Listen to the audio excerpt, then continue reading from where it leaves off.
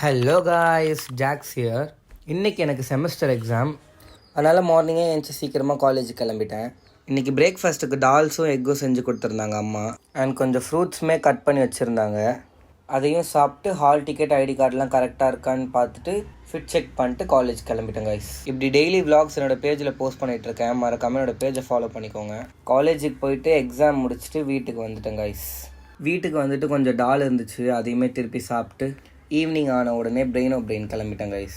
Last வீடியோவில் ஆலன்னு ஒருத்தனை காமிச்சிருப்பேன். அது ஏன்னா நம்ம வீட்டு மேலேயே மாறான்னு ஒருத்தன் இருக்கான். அவனை இது வரைக்கும் நான் வீடியோவில் காமிச்சதே இல்லை. அண்ட் நான் டெய்லி விலாக்ஸ் போஸ்ட் பண்ண ஸ்டார்ட் பண்ணி இதோட டே 10.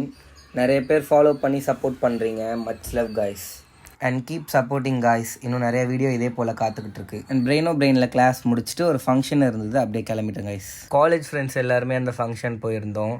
கொஞ்ச நேரம் உட்காந்துருந்துட்டு சாப்பிட போயிட்டோம் கைஸ். ஃபங்க்ஷனில் பிரியாணின்னு என்கிட்ட சொல்லவே இல்லை யாரும். ஒரே சர்ப்ரைஸாக இருந்துச்சு.